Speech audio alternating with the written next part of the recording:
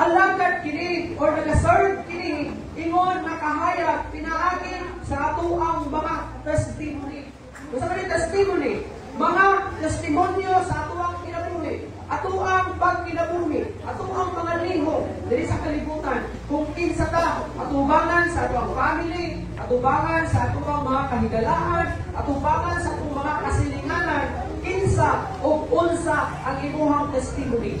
Mainhan ba ka na ikaw Kristohanon kung kauban nimo ang mga tao na wala pangalagad sa Ginoo? Mga tao nga dili sama nimo, either imuha ba ni siyang family part sa imong family, either kini ba siya imuhang mga amigo, either kini mga tawhana ba imuhang kauban sa trabaho, or schoolmates or classmates ba nimo? Ikaw ba? Makita ba ang imong testimony diya sa ilaha? Makita ba ang Kristo diya sa imong kinabuhi? O kakuhaan ba nila o maayong panag-ingnan ang imong kinabuhi? Efeso 5:8 dato na sa 9. Duha basahon.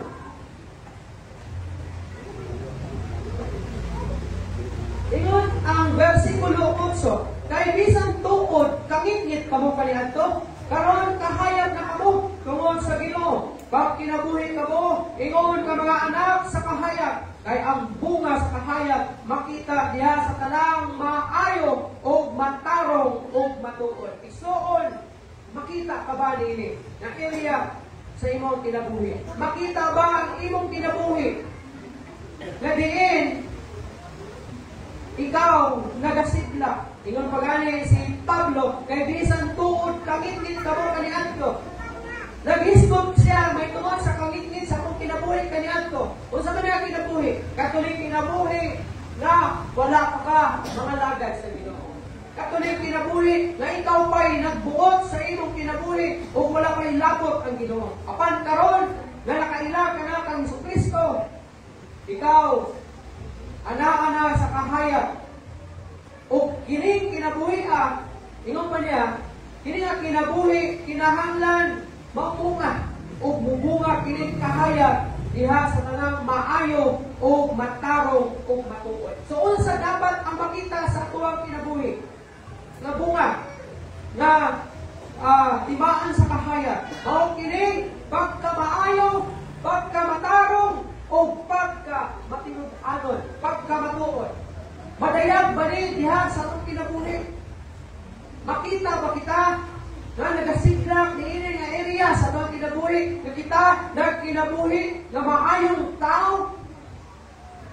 Matarong, buot pasabong niini, walay ikasaway, maayo ang imong mga buhat, maayo ang imuhang kinabuhi ngadto sa uban ng mga tao. Tungod kay kini nga bahin sa atong kinabuhi ang buot nga makita nga nagasidlak dinhi kanato. That's why ingon ang ulo sa Ginoo, arise, shine for Jesus. Atong ipakita ang reflection, ino pa, reflecting God's image in His power in our lives. Dapat nag-reflect ang imahe, ang hulagway, ang kinabuhi ni Ginoong Kristo dire sa atong kinabuhi. O ang iyang gahom na naghatag o kausaban diri sa ato ang kinabuhi.